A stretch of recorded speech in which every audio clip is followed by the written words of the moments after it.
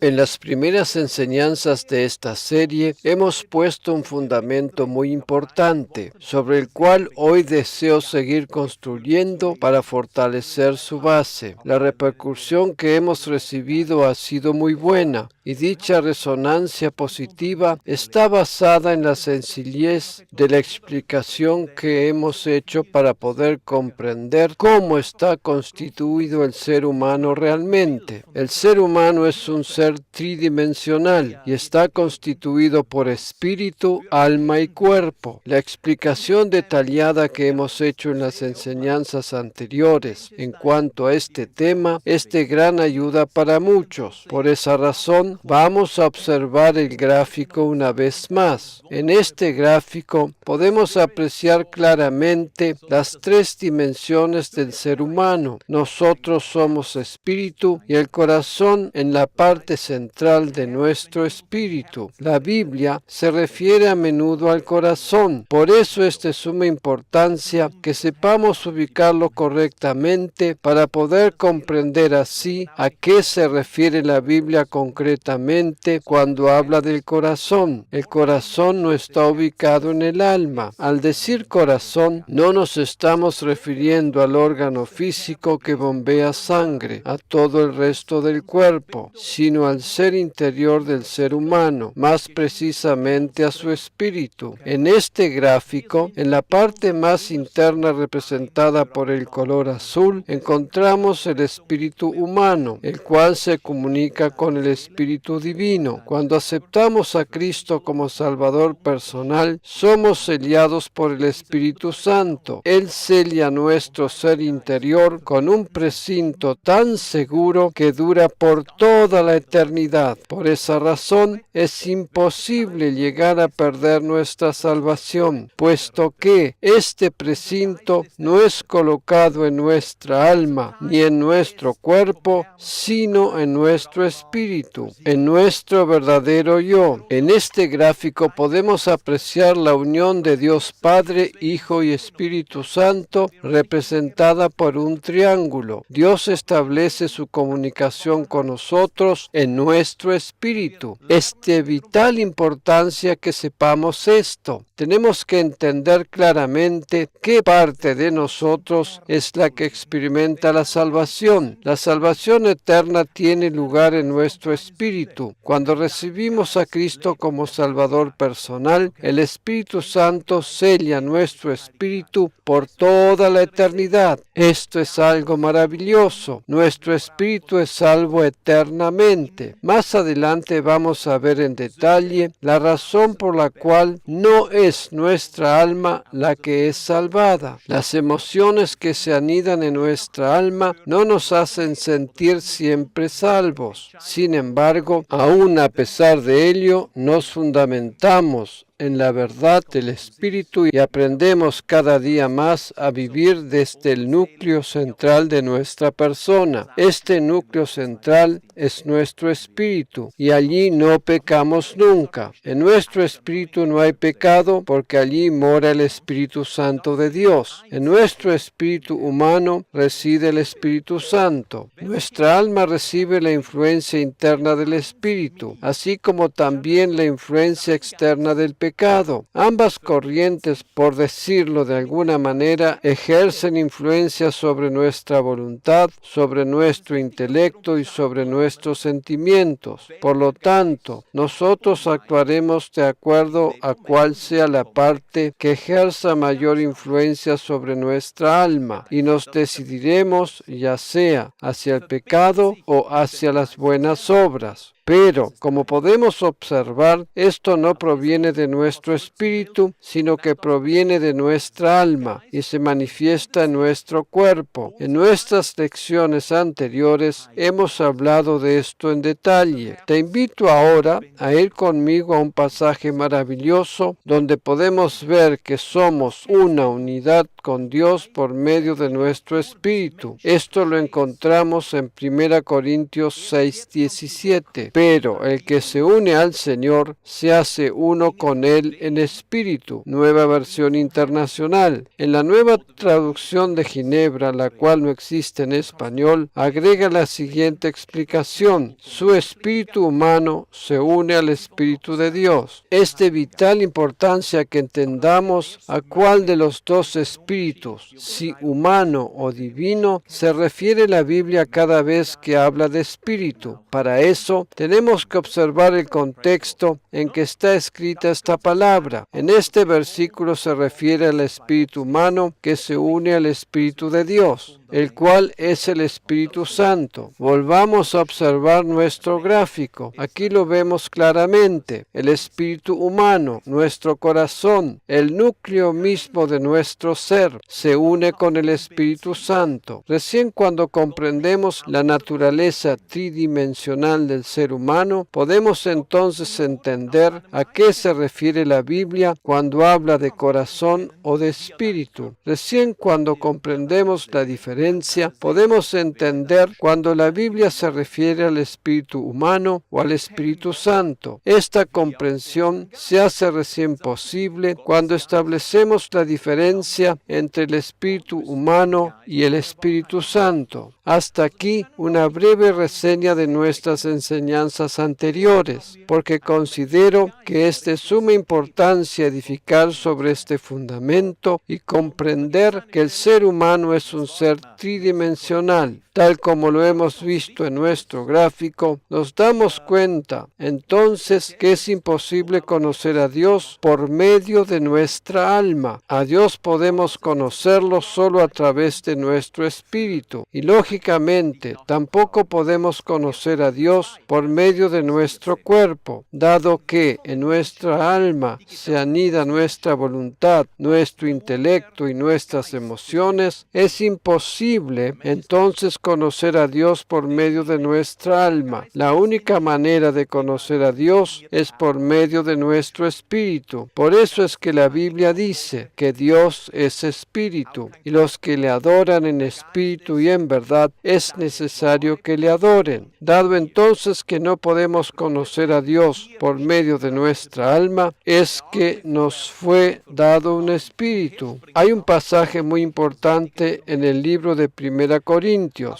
que es esencial para poder comprender correctamente este tema. En 1 Corintios 2, versículos 11 al 14, leemos lo siguiente: porque ¿quién de los hombres sabe las cosas del hombre, sino el espíritu del hombre que está en él? Aquí vemos claramente que la esencia misma del ser humano es el espíritu. El espíritu no es algo místico e indefinido que anda por los aires, y mucho menos una nube de gas o algo por el estilo, sino que el espíritu es la verdadera persona en nuestro interior. El motivo por el cual yo puedo estar de pie sobre esta plataforma y mover mi cuerpo, mis brazos y mis manos para poder expresarme es porque dentro de mi cuerpo vive mi verdadera persona. El verdadero Erich Engler vive dentro de mi cuerpo. Yo, como ser humano, soy espíritu, poseo un alma y vivo en un cuerpo. Mi verdadero yo reside dentro de mí, y eso es lo que la Biblia denomina espíritu del hombre. Continuemos leyendo. Así tampoco nadie conoció las cosas, los pensamientos de Dios, sino el Espíritu de Dios.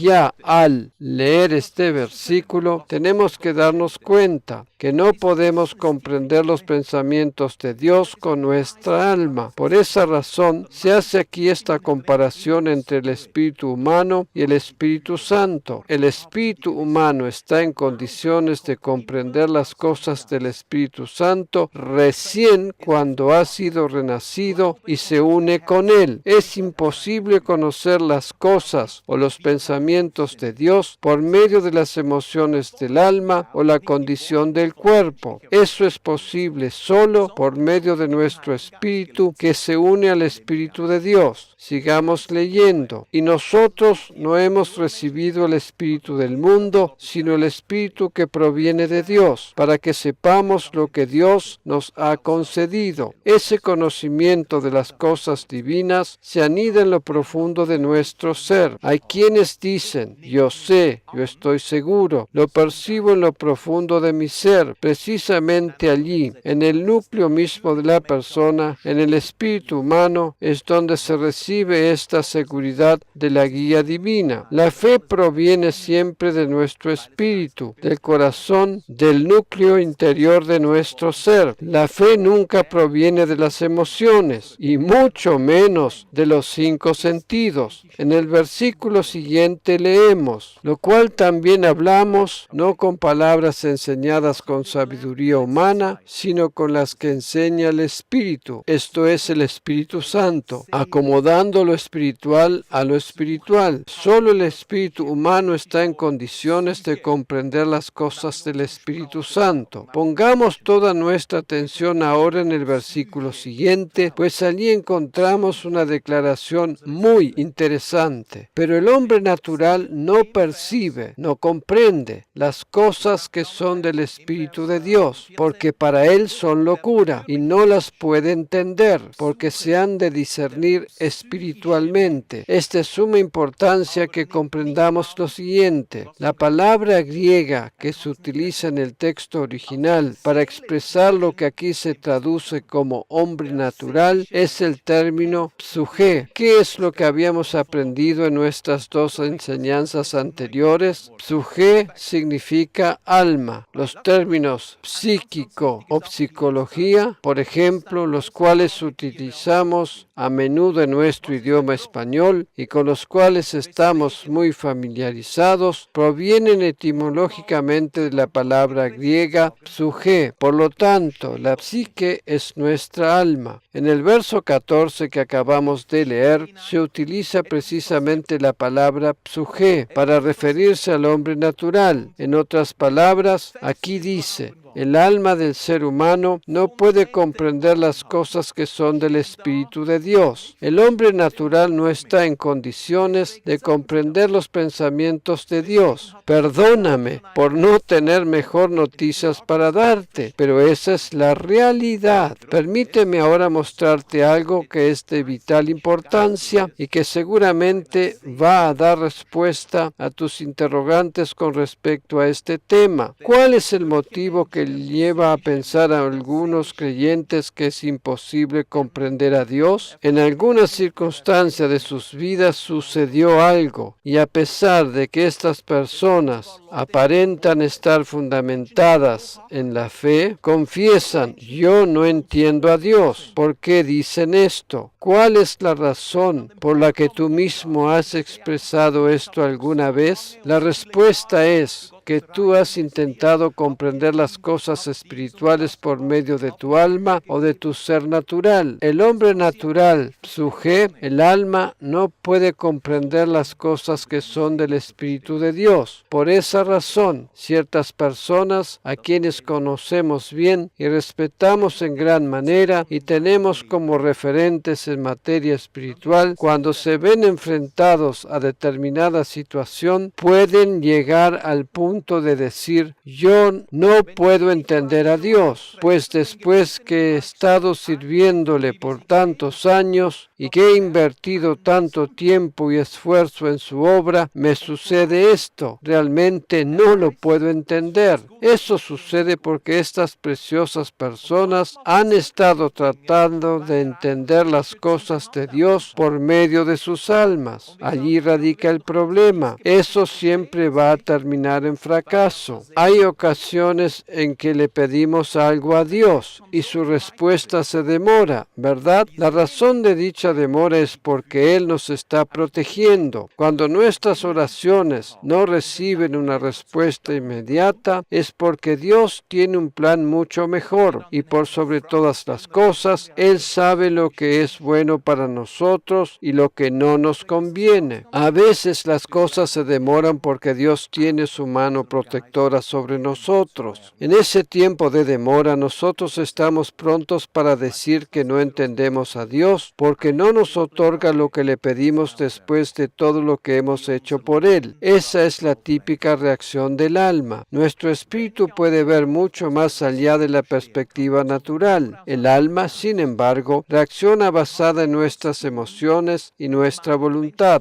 Cuando no recibimos de inmediato lo que deseamos y cuando ponemos a Dios en tela de juicio, estamos reaccionando desde la parte natural de nuestro ser, desde la psique. Por esa razón, es de vital importancia que aprendamos a conocer a Dios por medio de nuestro espíritu. ¿Te das cuenta dónde está la diferencia? ¿Qué significa todo esto para nosotros en la práctica? Deseo ahora hacerte un planteamiento que habrá de cambiar radicalmente tu vida. Si es que no podemos comprender las cosas de Dios con nuestra parte almática, si es que la única manera de comprender las cosas espirituales de Dios es por medio de nuestro espíritu, podemos hacer algún tipo de entrenamiento como para que nuestro espíritu humano esté en condiciones óptimas para discernir las cosas que provienen de Dios. Podemos desarrollar nuestros músculos espirituales, por decirlo de alguna manera práctica, para que estén entrenados para distinguir la voz de Dios. Voy a formularlo de otra manera. ¿Podemos entrenar el cuerpo físico para que esté en óptimas condiciones? Por supuesto que sí, ¿verdad? Nuestro cuerpo físico puede ser entrenado por medio de la gimnasia, del deporte o de diferentes clases de ejercicios. Cuando levantamos pesas, por ejemplo, desarrollamos una musculatura más firme y resistente, ¿verdad?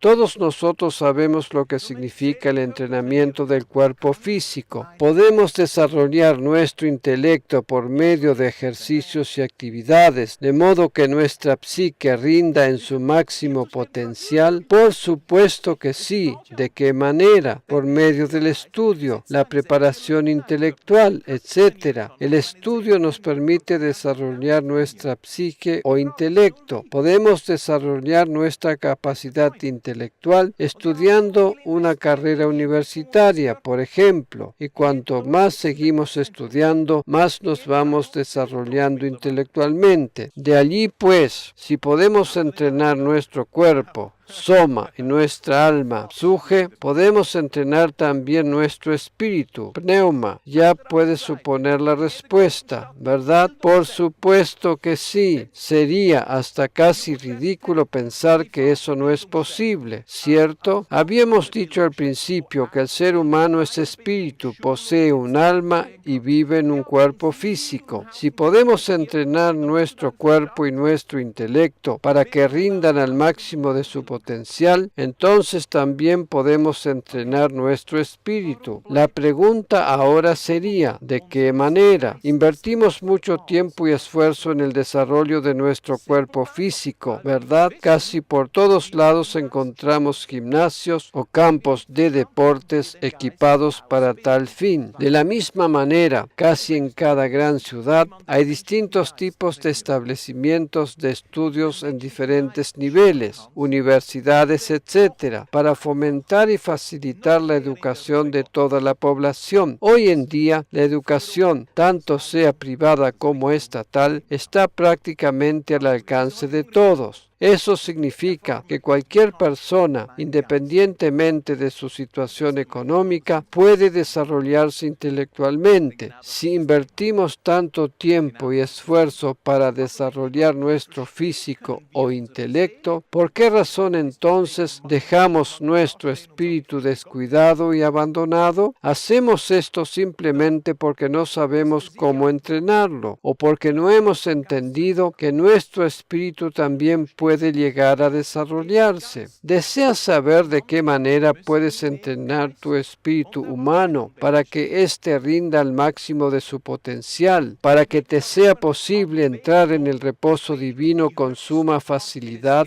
y poder distinguir la guía del Espíritu Divino hablando a tu interior? Deseo mostrarte ahora 3 puntos principales acerca de la manera en que puedes desarrollar, entrenar y estimular tu espíritu humano. Hay 3 cosas principales que podemos hacer. Una de las cosas es la oración. Mi espíritu humano puede desarrollarse por medio de la oración, pero hay algo todavía mucho más importante, y es la palabra de Dios. Nuestro espíritu humano se desarrolla por medio de la lectura y el estudio de la palabra de Dios. La tercera cosa que ayuda al desarrollo del espíritu humano es la obediencia. Estas 3 cosas, la palabra, la oración y la obediencia, contribuyen al desarrollo espiritual. De la misma manera que entrenamos nuestro cuerpo por medio de ejercicios que contribuyen a su fortalecimiento, de la misma manera que entrenamos nuestra alma por medio del estudio y la preparación intelectual, así también entrenamos nuestro espíritu por medio de la palabra de Dios, la oración y la obediencia. Estos son los 3 aspectos que contribuyen al desarrollo y fortalecimiento de nuestro espíritu. Ahora deseo explicar en detalle cada uno de estos aspectos para que puedas comprender lo que estoy tratando de decirte. En primer lugar, vamos a considerar la palabra de Dios. Permite que la palabra de Dios ocupe el primer lugar en tu vida. Coloca la palabra de Dios en el lugar principal de tu vida. Cuando permitimos que la palabra de Dios ocupe el lugar más importante de nuestra vida, estaremos consultándola en todas y cada una de las situaciones a las que nos enfrentamos. Cuando hacemos esto, estamos colocando una barrera que nos impedirá reaccionar por medio del alma. Por ejemplo, si cuando nos enfrentamos a una determinada situación, la primera pregunta que nos hacemos es ¿qué es lo que dice la palabra de Dios al respecto? Estamos entrenando nuestro espíritu humano. Vamos a ver lo que dice Romanos 12:2. No os conforméis a este siglo, sino transformaos por medio de la renovación de vuestro entendimiento, para que comprobéis cuál sea la buena voluntad de Dios, agradable y perfecta. Renovar nuestra alma es una tarea que nos corresponde a nosotros. Ninguna otra persona puede hacerlo por nosotros. La renovación de la mente, del intelecto, del alma, tiene lugar sencillamente por leer la palabra de Dios. Cuando abrimos la Biblia e indagamos en ella acerca de la voluntad de Dios, nuestra mente es renovada. Pablo lo explica claramente en este pasaje. Ya en la primera frase dice que no nos conformemos a este siglo o a este mundo. Esto quiere decir que el mundo tiene una opinión diferente a la de Dios. Por eso debemos prestar atención a lo que Dios dice y no a lo que el mundo dice. Luego el apóstol Pablo dice que renovemos nuestro entendimiento, o dicho de una manera más simple, nuestro intelecto o nuestra mente, para que podamos probar cuál es la voluntad de Dios. La única manera de conocer la voluntad de Dios es leyendo en su palabra. La voluntad general de Dios está descrita en su palabra. La voluntad específica de Dios para nuestra vida viene a través de la guía del Espíritu Santo, pero primero debemos conocer su voluntad general, la cual está detallada en la Biblia. La renovación de la mente se lleva a cabo por medio de la lectura y el estudio de la palabra de Dios, y cuando le permitimos a ella que haga su obra en nosotros. Si tú has crecido en un hogar cristiano donde reinaba la enfermedad,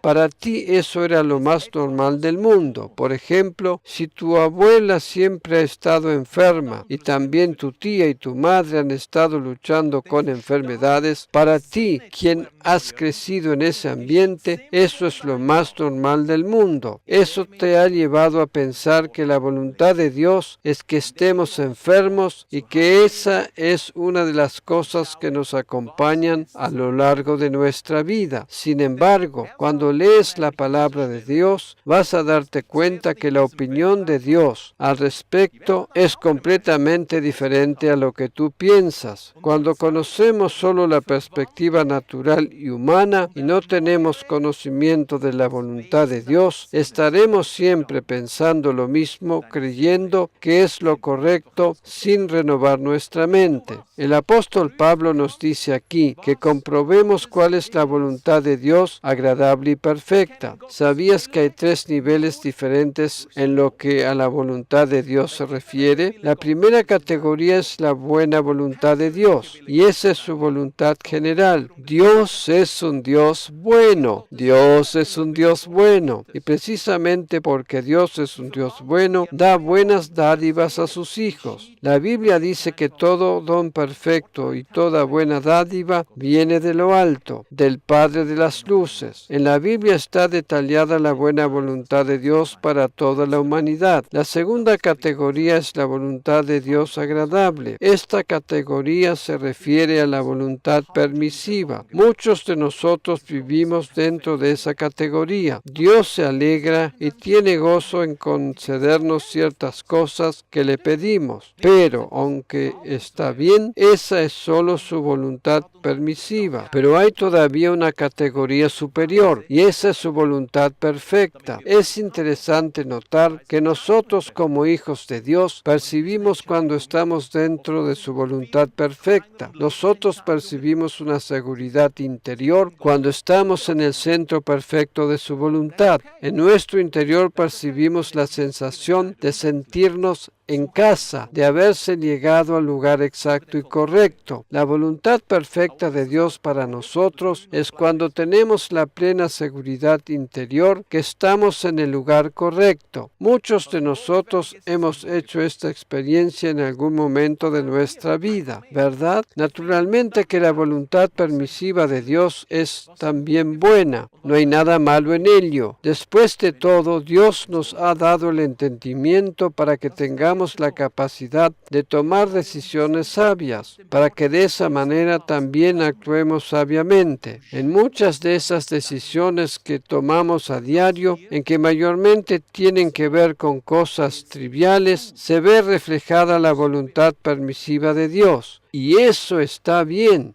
Sin embargo, para las decisiones de vital importancia en nuestra vida, debemos buscar su perfecta voluntad. Pero, si queremos saber cuál es la voluntad de Dios, ya sea que se trate tanto de la buena o general, como de la agradable o permisiva, o de la perfecta, solo la encontraremos indagando en su palabra. De allí, pues, nuestra mente es renovada cuando la palabra de Dios ocupa el primer lugar en nuestra vida. De esta manera estamos entrenando nuestro espíritu. La palabra de Dios es alimento de primera calidad para nuestro espíritu. Otro aspecto importante que contribuye al entrenamiento de nuestro espíritu es la oración. En 1 Corintios 14:14, el apóstol Pablo, haciendo referencia al bautismo del Espíritu Santo, acontecido el día de Pentecostés, con su evidencia inicial de hablar en otras lenguas, nos dice lo siguiente: porque si yo oro en lengua desconocida, mi espíritu ora, pero mi entendimiento queda sin fruto. En este versículo vemos claramente la diferencia entre el espíritu y entendimiento o intelecto, lo cual habíamos considerado ya anteriormente en nuestro gráfico. El entendimiento o intelecto está en el ámbito del alma, partiendo de la base que somos espíritu, que poseemos un alma y que vivimos en un cuerpo. Podemos establecer perfectamente la diferencia entre alma y espíritu. Este versículo que acabamos de leer se refiere al espíritu humano y no al Espíritu Santo. Al decir aquí Pablo frases tales como si yo oro, mi espíritu, mi entendimiento, se está refiriendo a sí mismo. De ninguna manera él se refiere aquí al Espíritu Santo. Él habla de su propio espíritu espíritu o del espíritu humano. El Nuevo Testamento explica claramente que el ser humano es espíritu en primera instancia, que posee un alma y que habita dentro de un cuerpo. A lo que Pablo se refiere aquí es el milagro del don de lenguas, el orar en otras lenguas, según concede el Espíritu Santo. Es la puerta de entrada hacia lo sobrenatural. Cuando oramos en lenguas, nuestro entendimiento o intelecto permanece inactivo. Dicho sea de paso, aquí es abordado el tema del ayuno desde la perspectiva del Nuevo Testamento. La forma de ayunar del Nuevo Testamento no es estar 40 días sin ingerir alimentos. El ayuno del Antiguo Testamento siempre estaba relacionado a la oración. Si leemos todo el Antiguo Testamento, vamos a encontrar que cuando hace mención a que la gente ayunaba, no se refería solo a la abstinencia de toda comida o bebida, sino que siempre estaba relacionado con la oración. En otras palabras, ayuno es un tipo de oración. Esto es así cuando estamos refiriéndonos al ayuno espiritual. Lógicamente, que existe también otro tipo de ayuno, el natural, el cual tiene que ver con el cuerpo físico, pero aquí nos estamos refiriendo al ayuno espiritual al cual se refiere la Biblia. Repito, en el Antiguo Testamento el ayuno siempre estaba vinculado a la oración, o mejor dicho, el ayuno era un tipo de oración. ¿Por qué pues entonces habría de ser diferente en el Nuevo Testamento? En sí, el ayuno del Nuevo Testamento es también un tipo de oración, solo que la diferencia con el Antiguo Testamento radica en que antes era ayuno y oración y ahora es oración en lenguas. Cuando oramos en lenguas, nuestro entendimiento o intelecto queda sin fruto, eso es, inactivo. ¿Qué es lo que viene a nuestra mente cuando escuchamos la palabra fruto? Comida o alimento, ¿verdad? La comida tiene relación directa con el ayuno. Cuando oramos en lenguas, nuestro intelecto o entendimiento ayuna. Cuando oramos en lenguas, nuestra mente permanece inactiva, por lo tanto, ayuna. Por lo tanto, el ayuno del Nuevo Testamento es la oración en lenguas. Aquí lo dice bien claro el apóstol Pablo. Cuando mi espíritu ora o cuando oro en lenguas, mi entendimiento queda sin fruto. Vosotros sabéis muy bien que en nuestra iglesia local tenemos en alta estima la cena del Señor. En el Nuevo Testamento somos invitados a participar de la cena del Señor. En otras palabras, somos invitados a comer,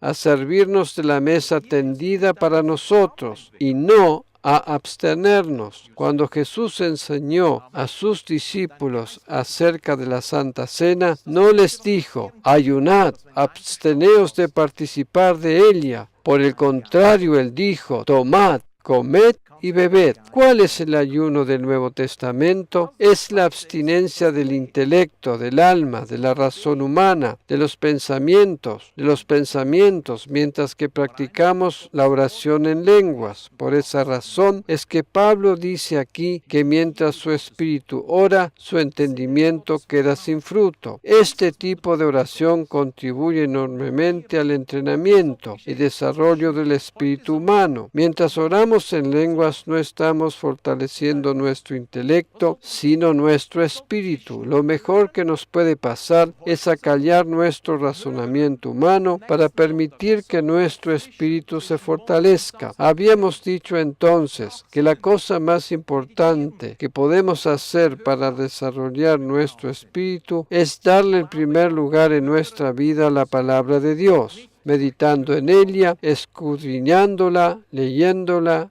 y estudiándola, reflexionando sobre su contenido. ¿Qué es lo que tendríamos que hacer durante el tiempo que transcurre después de haber escuchado esta enseñanza y la próxima vez que volvamos a escuchar la palabra de Dios? Meditar y reflexionar sobre lo que hemos escuchado. Recordemos que la fe viene por el oír y el oír por la palabra de Dios. Eso nos habla de un escuchar constante y no de haber escuchado una sola vez o solo un par de veces, de vez en cuando y esporádicamente. Ya a Josué en el Antiguo Testamento, Dios le había aconsejado que meditara en su palabra. Nunca se apartará de tu boca este libro de la ley, sino que de día y de noche meditarás en él, para que guardes y hagas conforme a todo lo que en él está escrito, porque entonces harás prosperar tu camino y todo te saldrá bien. Josué 1:8. Por eso, hagamos lo que dice aquí, meditemos en la palabra de Dios. En otras palabras, ocupemos nuestros pensamientos y nuestra mente con la palabra de Dios. De esa manera, estamos entrenando y fortaleciendo nuestro espíritu para que éste esté en condiciones de rendir al máximo de su potencial. Mientras entrenamos nuestro espíritu, ocupados con la palabra de Dios, nuestro intelecto queda sin fruto. Hago especial énfasis en este punto, porque más adelante vamos a ver cómo nuestro intelecto o razonamiento puede a menudo llegar a bloquear la guía espiritual. La guía espiritual, es decir, el testimonio que el Espíritu Santo da a nuestro espíritu, no tiene por qué concordar necesariamente con nuestro razonamiento, pero a eso me voy a referir en extenso más adelante. Si leemos el versículo de Josué 1:8 en el texto original hebreo, donde se encuentran escondidos todos los secretos y misterios que señalan tipológicamente hacia Cristo, encontraremos algo muy interesante. Alguno me puede llegar a decir, ¿cómo puede citar un versículo del Antiguo Testamento donde habla de la ley para aplicarlo a nuestro tiempo en que estamos bajo la gracia? ¿Cómo podemos aplicar estas palabras a nuestro tiempo? En primer lugar, debo decirte que aquí,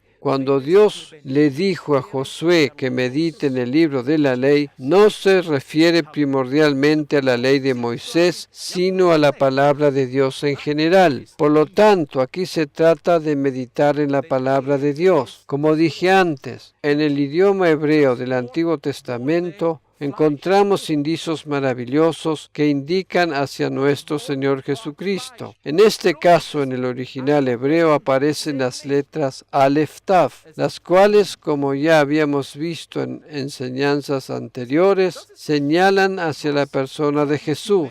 Estas letras, la primera y la última del alfabeto hebreo, nos hablan de Jesús, quien dijo que Él es el primero y el último. En otras palabras, la esencia misma de este versículo nos habla de la importancia de meditar en la palabra de Dios, y más específicamente para nosotros, los creyentes del nuevo pacto, en la obra que Cristo hizo a nuestro favor. Dios no le dijo a Josué que meditara primordialmente en la ley de Moisés, aunque naturalmente la ley jugaba un papel importante en aquel tiempo, sino que le dijo que meditara en Él, en Dios, en Cristo. En el Nuevo Testamento encontramos la maravillosa verdad. Cristo en nosotros, la esperanza de gloria. Cuando meditamos en la palabra de Dios, descubrimos lo que está escrito sobre Jesús. Con este consejo que Dios le da a Josué y por consiguiente a nosotros hoy, Él nos está indicando cómo podemos ser guiados por su Espíritu. Cuando meditamos en la palabra de Dios y escudriñamos acerca de la obra de Cristo a nuestro favor, tendremos el resultado que dice en este versículo. Haremos prosperar nuestro camino y todo nos saldrá bien porque actuaremos sabiamente. Cuando leemos, meditamos y escudriñamos la palabra de Dios, no estamos leyendo simplemente un libro lleno de letras, sino que su palabra se hará viva en nosotros y eso se reflejará en nuestra vida cotidiana. ¿Quién es el Logos o palabra viva? Cristo Jesús. Cuando leemos algo de la palabra de Dios, estamos indagando en los tesoros que Cristo tiene para nosotros. Él es el verbo o palabra, y este verbo fue hecho carne. Por eso, no se trata simplemente de leer, sino de adentrarnos en las profundidades de sus verdades. Al decir todo esto, no me estoy refiriendo a la manera tradicional y religiosa de leer la Biblia, como si fuera una obligación, razón. La meditación en la palabra de Dios va mucho más allá de una simple lectura. Es descubrir sus tesoros, es permitir que nos guíe y dirija. La forma principal de escuchar la voz de Dios es a través de su palabra. La palabra de Dios tiene una voz, y esa es la voz más importante a la que nuestros oídos deberían prestar atención. En el Salmo 103, versículo 20, leemos lo siguiente: Bendecid al Señor, vosotros sus ángeles, poderosos en fortaleza, que ejecutáis su palabra, obedeciendo la voz de su precepto. La palabra de Dios es la voz de Dios. Esa es la voz del pastor que nos guía hacia los delicados pastos y las aguas frescas. Por esa razón, no se trata simplemente de leer la Biblia como un ritual automático, sino de seguir la voz del pastor que nos guía. La palabra de Dios tiene una voz que habla a nuestros oídos, y su deseo es guiarnos por el camino de la vida. Esta es la manera principal en que Dios nos habla. La manera primordial en que Dios habla a sus hijos es a través de su palabra. Sobre el fundamento de la voz de su palabra, sigue la guía de su Espíritu que da testimonio a nuestro interior. Por esa razón, es de suma importancia otorgar el primer lugar de nuestra vida a la palabra de Dios. El siguiente paso en importancia en lo que a nuestro entrenamiento espiritual respecta es la oración en lenguas. Recordemos lo que habíamos visto anteriormente, que cuando oramos en lenguas, nuestro intelecto queda sin fruto. Y este es el ayuno del Nuevo Testamento. Después de estos dos primeros pasos, sigue la obediencia. La palabra obediencia es, en cierto modo, algo negativa, porque nos recuerda todas las ocasiones en que hemos sido desobedientes, ¿verdad?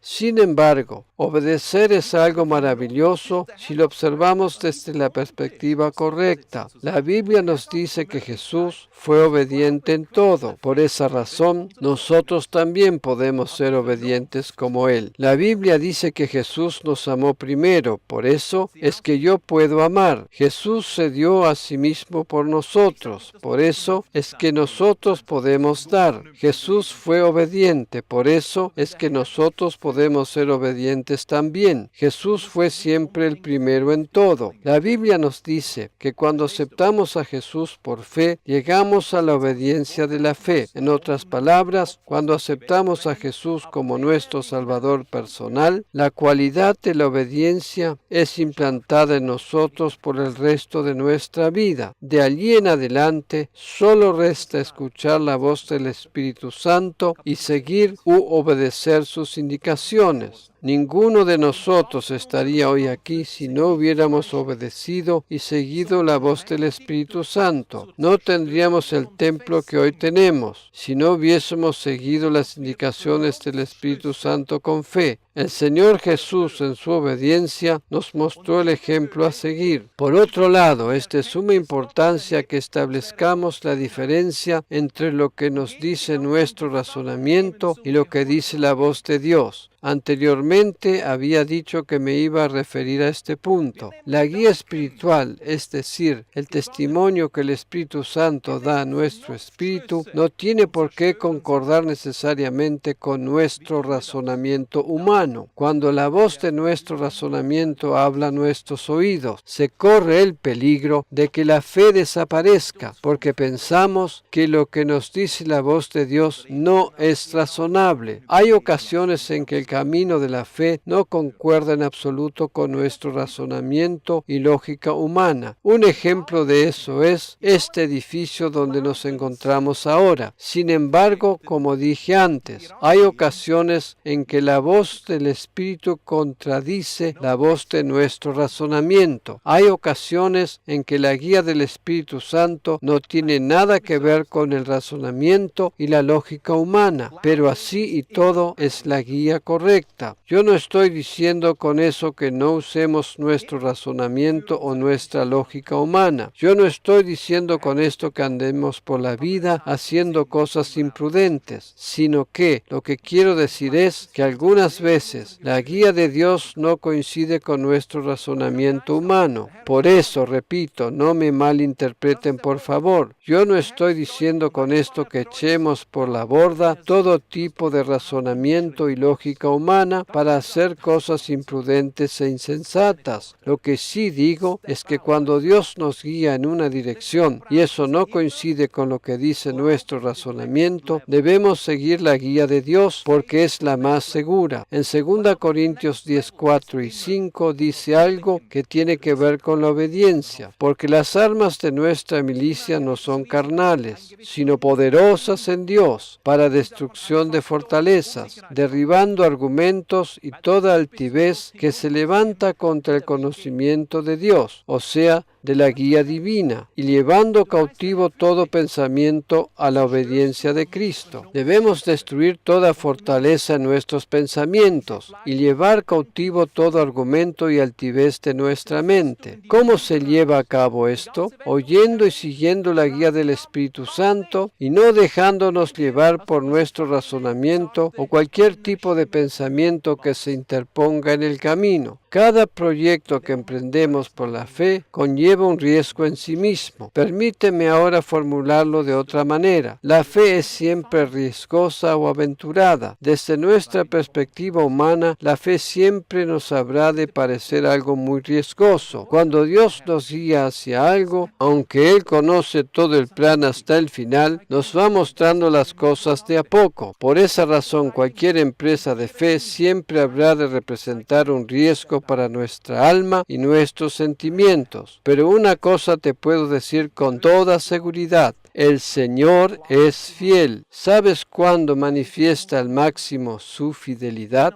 Cuando ve que damos pasos en la fe. Él se alegra por eso y dice: este es mi hijo, esta es mi hija. Por eso comienza a andar en la fe y sigue creyendo y confiando para ascender al próximo nivel. Los pasos en la fe, y sobre todo para seguir creciendo y confiando al seguir ascendiendo, estarán siempre asociados a riesgo. Cualquier paso que demos en dirección a lo desconocido que está por delante conlleva un cierto riesgo en sí mismo y una cierta seguridad también. Eso es así, porque nosotros como seres humanos limitados no vemos hasta el final del camino. Sin embargo, a pesar de ello, cuando sabemos que somos guiados por Dios, todo saldrá bien. Cuando comenzamos a andar por fe, estamos derribando argumentos y fortalezas en nuestras mentes y las estamos poniendo bajo la obediencia de Cristo. Aunque todas las voces de alrededor te digan que vas por el camino equivocado, tú tienes la seguridad interior por medio de esa voz suave y apacible que habla tu espíritu, y sigues adelante. En ese momento estás destruyendo fortalezas, argumentos y toda altivez que se levanta contra la guía de Dios. Al obedecer la guía del Espíritu estamos llevando cautivo todo pensamiento a la obediencia de Cristo. Por eso, la tercera manera de entrenar y desarrollar nuestro espíritu humano es obedecer la guía del Espíritu. Sé valiente. Ese es el consejo que Dios le dio a Josué. Resumiendo, las tres maneras principales de entrenar y desarrollar nuestro espíritu humano son: 1. Meditar en la palabra de Dios; 2. Orar en lenguas; y 3. Obedecer con valentía la guía del Espíritu Santo. Eso es todo. No tenemos necesidad de conocer el plan completo, ni de tener la solución, ni la seguridad,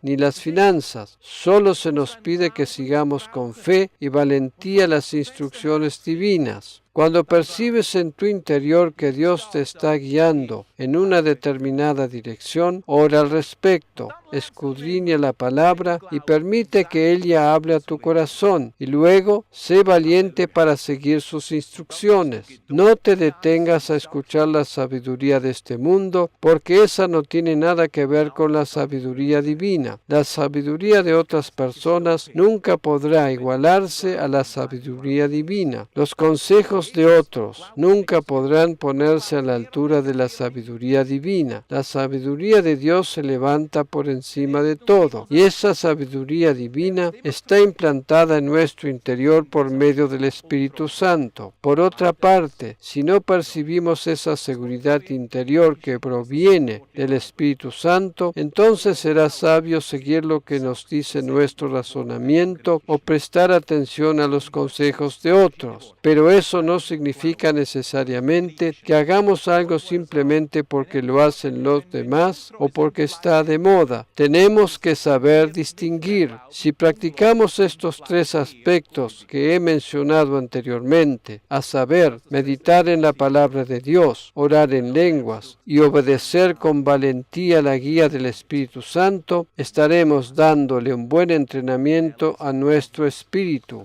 La fe es como un músculo. Para fortalecer y desarrollar algún músculo de nuestro cuerpo, tenemos que ejercitarlo. De la misma manera es con la fe. Debemos ejercitarla hasta que crezca y se fortalezca. Y aún en el caso de que nos parece que la hemos perdido, Jesús nos dice: yo creo en ti, yo creo en ti. Cuando sucede esto, aprendemos a poner nuestro pequeñito grano de fe en la fe de Jesús. Esto habrá de activar nuestro espíritu como ninguna otra cosa. ¿Sabías que Dios tiene más fe en nosotros que la que nosotros podemos llegar a tener en Él? Él es siempre fiel y nunca nos abandona. Dios permanece fiel aun cuando nosotros le somos infieles. En el idioma griego se usa la misma palabra tanto para expresar fidelidad como para fe. O sea, que en griego fidelidad y fe son una y la misma cosa. En nuestro idioma español, de acuerdo al diccionario de la Real Academia Española, uno de los significados de la palabra fe es también fidelidad. De hecho, en latín, las dos palabras tienen la misma etimología, fides. En otras palabras, lo que dice en 2 Timoteo 2:13, que si fuéramos infieles, Él permanece fiel, significa lo mismo que si fuéramos incrédulos o perdiéramos nuestra fe, Él sigue creyendo por y en nosotros. Eso es lo mejor que nos puede suceder, ¿verdad? Cuando notamos que nuestra poca fe llega a su fin, podemos colocarla en la fe de Jesús y Él nunca nos habrá de abandonar. Él es siempre fiel y nos carga en sus brazos por medio de su gracia. Amén.